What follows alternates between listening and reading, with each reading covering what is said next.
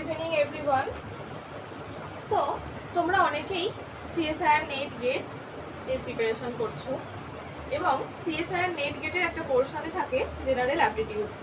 আজকে আমরা সেই জেনারেল অ্যাপটিটিউডের সেশন শুরু করব।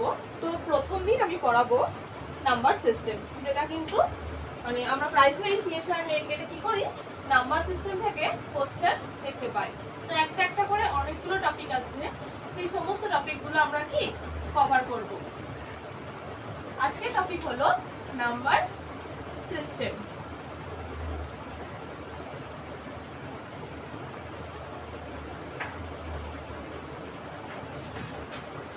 তোমরা অনেকেই নাম্বার পড়ো বা জানো নাম্বার কি 1 2 3 4 5 6 এগুলো কি এক একটা নাম্বার। মানে এই নাম্বারগুলোকে কি করতে পারি, আমরা বিভিন্ন ভাগে ভাগ করতে পারি। প্রথমেই আমরা মানে নাম্বারের কথা বলে প্রথমেই আমাদের মাথায় যে কথাটা আসে সেটা কি হচ্ছে, natural number. So what is natural number? Natural number কোনগুলোকে বলা হয়? কারণ তো counting numbers 1 2 3 those are called natural numbers। 1 2 3 এই সমস্ত নাম্বারগুলোকে আমরা কি বলবো, ন্যাচারাল নাম্বার। এরপরে কি আসছে, 2 নম্বরে আছে হোল নাম্বার। কি number? Whole number.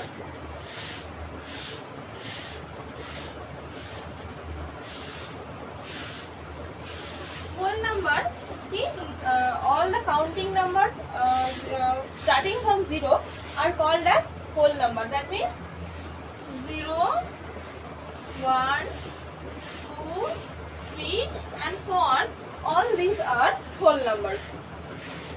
Now we will know about integers. এরপরে কি integers? কারা integers? কারা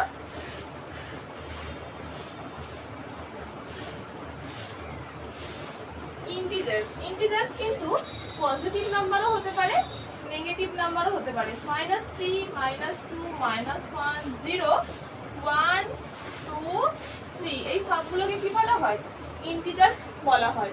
এই কারণেই ইন্টিজার্স গুলোকে আমরা আবার দুটো ভাগে ভাগ করি। কি কি ভাগ সেগুলো?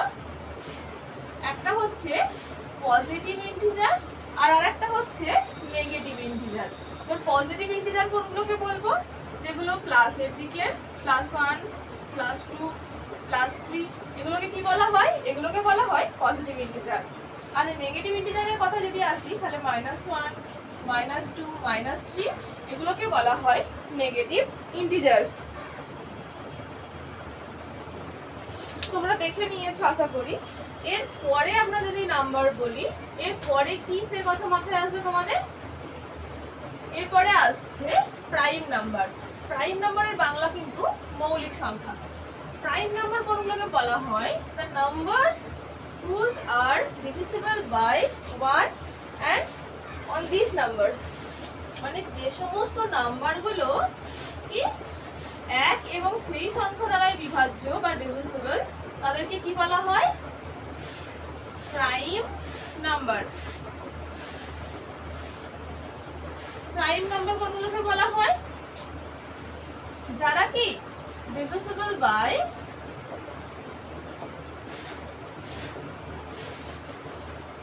1 and those numbers।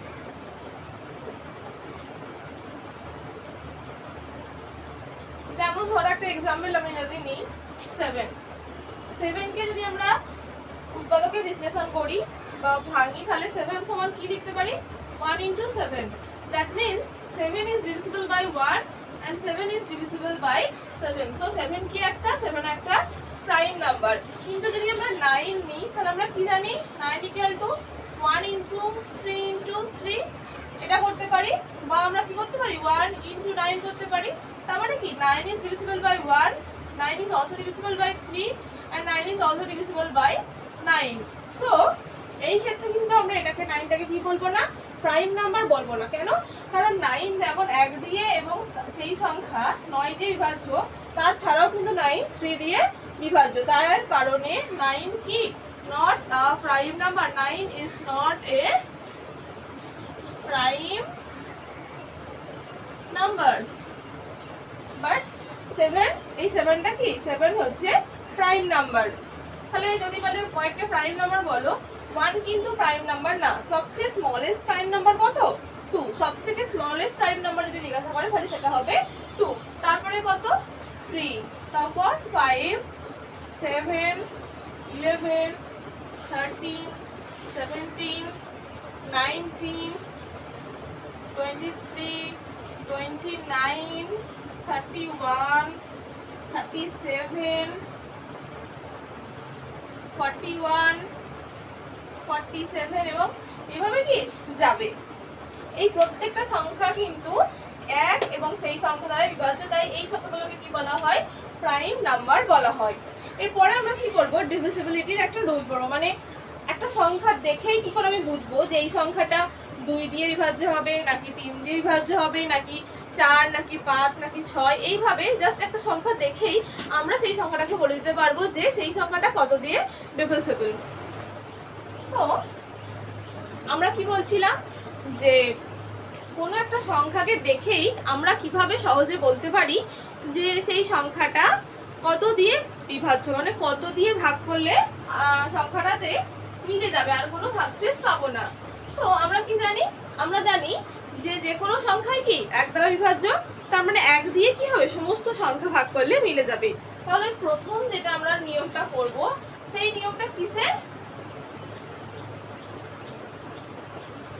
divisibility by 2। 2 দিয়ে ডিভিজিবল হওয়ার নিয়ম কি,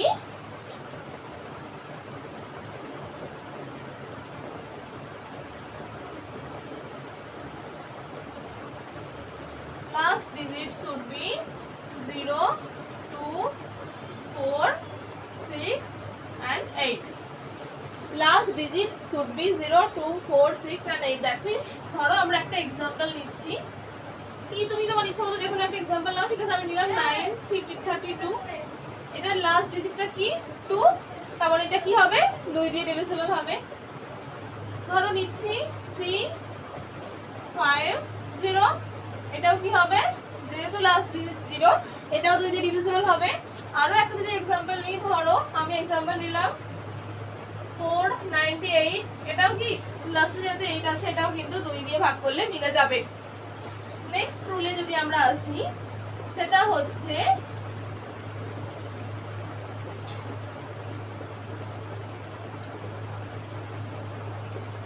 ডিভিজিবিলিটি বাই 3। 3 দিয়ে ডিভিজিবল হওয়ার কি নিয়ম, এর নিয়মটা হচ্ছে যে sum of the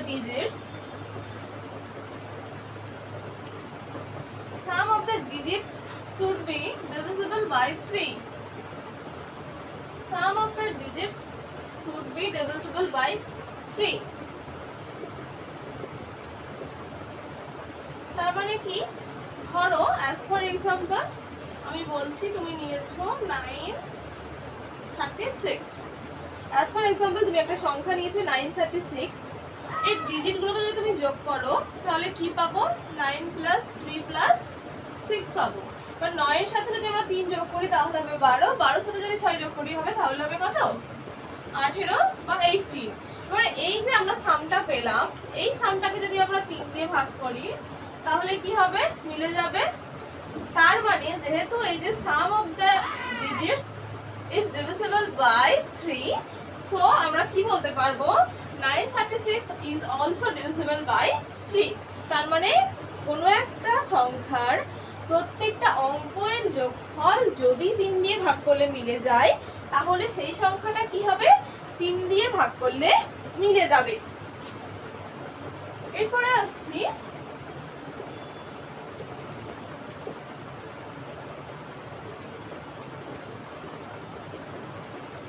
divisibility by 4। কিভাবে divisibility by 4, যদি last 2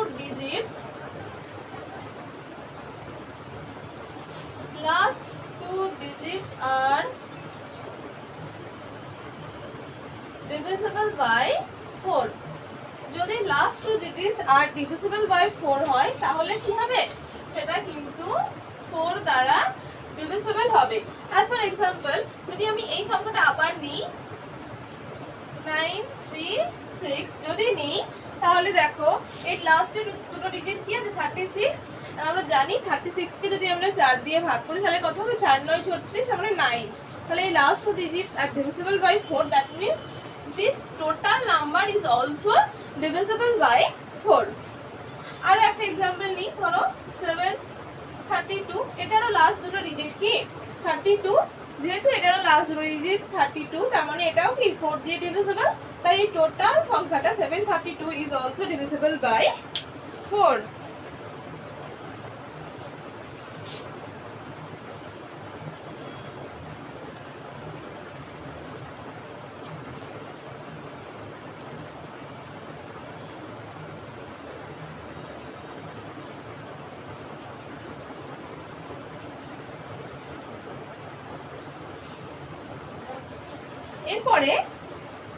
এরপরে আমরা চলে আসছি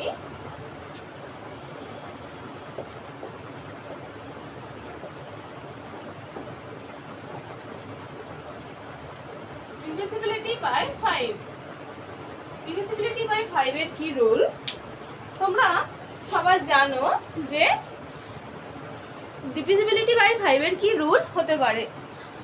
যদি কোনো একটা সংখ্যার যদি লাস্ট ডিজিটটা কি হয় 0 এবং 5 হয়, যদি লাস্ট ডিজিটটা হয় 0 or 5, যদি কোনো একটা নাম্বার বা সংখ্যার লাস্ট ডিজিটটা হয় 0 অথবা 5, তার মানে কি হবে, সেই নাম্বারটা 5 দিয়ে ডিভিজিবল হবে। As for example 295, 300, 435, 445 etc. এদের প্রত্যেকের লাস্টে কি either 5 or 0. That means these all numbers are divisible by 5.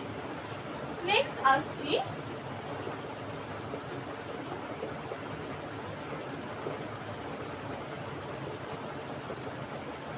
divisible by 6। যদি কোনো একটা সংখ্যা 2 দিয়ে এবং 3 দিয়ে, যদি কোনো একটা সংখ্যা 2 দিয়ে এবং 3 দিয়ে দুটো সংখ্যা দিয়ে ডিভিজিবল হয়, তখন আমরা সেটাকে কি বলবো, ডিভিজিবল বাই 6। দ্যাট মিন্স ধরো আমরা একটা নিয়েছি একটা সংখ্যা 6 3 3, তাহলে কি হচ্ছে, এটা আমরা কি বলতে পারি, যদি সংখ্যাগুলো যোগ করি 6 + 3 + 3, তাহলে কি হচ্ছে 6 আর 3 9, 9 আর 3 12, 12কে আমরা যদি ভাগ করি 3 দিয়ে তাহলে 4।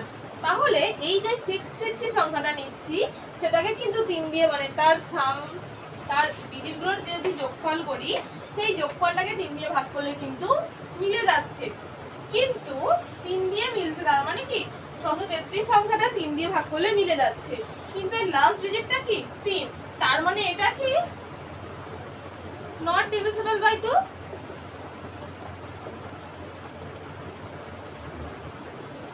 তাহলে এই 633 সংখ্যাটা কি হচ্ছে, 633 সংখ্যাটা আমরা 2 দিয়ে ভাগ করলে মিলছে না, কিন্তু 3 দিয়ে ভাগ করলে মিলছে, তাহলে কিন্তু এই 633 সংখ্যাটা কি, এটা কিন্তু 6 দিয়ে ডিভিজিবল হবে না। মনে রাখবে এটা কিন্তু 6 দিয়ে ডিভিজিবল হবে না। তাহলে ধরো অন্য একটা সংখ্যা নিচ্ছি,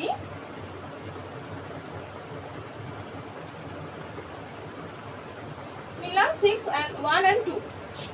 এবার এটাকে যদি যোগ করি কত হবে, 6 + 1 + 2, ডিজিটগুলোর যোগফল 9, 9 is divisible by 3, that is equal to 3।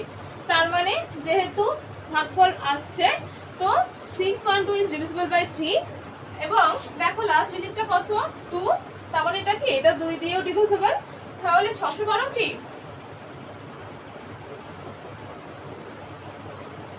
divisible by both 2 and 3। তার মানে এই 612 সংখ্যাটা 2 এবং 3 উভয় দিয়েই ভাগ করলে মিলে যাচ্ছে, তাই এটা কি হবে divisible by 6। আশা করি তোমরা বুঝতে পেরেছো যে কিভাবে আমরা একটা সংখ্যাকে দেখেই বুঝতে পারবো বা খুব ছোট একটা ক্যালকুলেশন করলেই বুঝতে পারবো যে সেই সংখ্যাটা 6 দিয়ে ভাগ করলে মিলছে কিনা।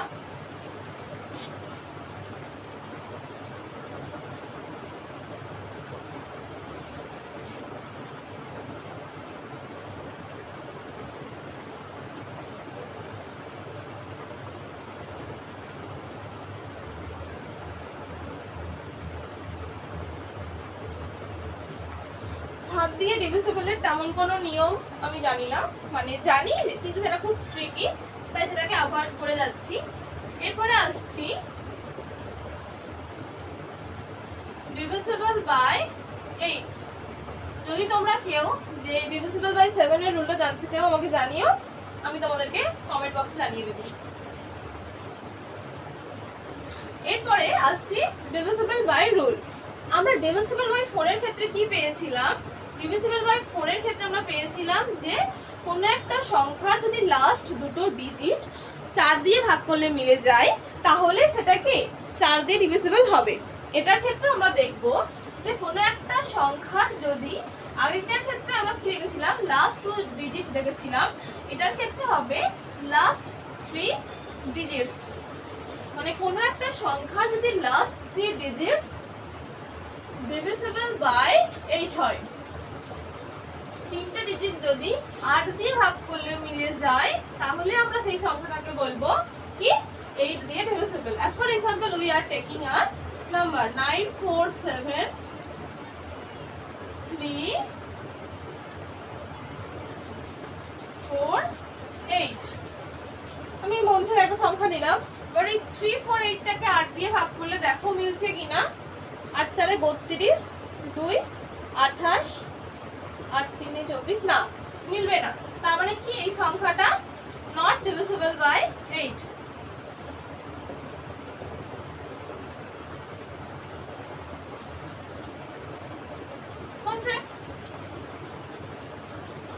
আর একটা সংখ্যা নেই,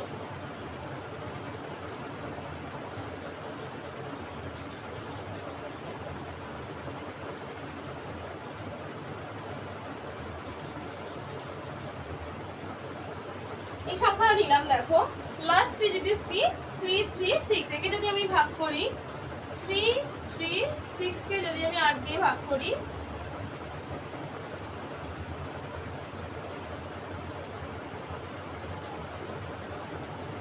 মিলে যাচ্ছে, তাহলে আমরা কি বলবো এই টোটাল সংখ্যাটা কি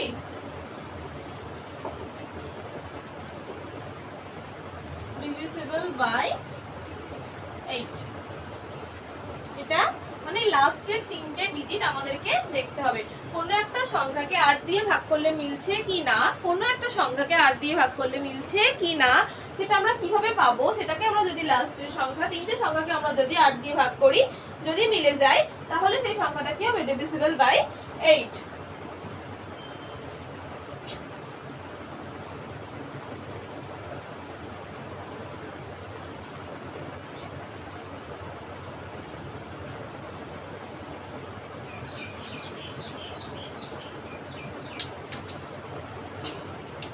এরপরে আসছি ডিভিজিবল বাই 9। ডিভিজিবল বাই 9 কি করে বুঝবো? সেম 3 এর ক্ষেত্রে যা নিয়ম ছিল 9 এর ক্ষেত্রেও একই নিয়ম। দেখিয়ে দিচ্ছি তোমাদের করে। ধরো একটা সংখ্যা নিয়েছো 954, 3 এর ক্ষেত্রে আমরা কি করতাম? 3 এর ডিভিজিবিলিটি রুলের ক্ষেত্রে আমরা ডিজিটগুলোকে যোগ করতাম, এটার ক্ষেত্রে আমরা কি করব ডিজিটগুলোকে যোগ করব। 9 + 5 + 4, তাহলে কি হবে 5 + 4 9 + 9 কত 18। মানে 18 কে আমরা যদি ডিভিজিবল করি 9 দিয়ে তাহলে কত आंसर পাচ্ছি 2। তার মানে এই যে sum of digit is divisible by 9, sum of the digit is divisible by 9, that means this number is also divisible by 9.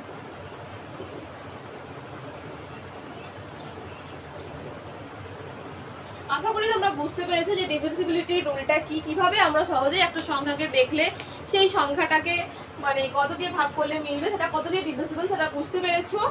এবং whole number, integers, natural number, prime number এগুলো দেখে আসবে, পরদিন আবার নতুন টপিক পড়াবো।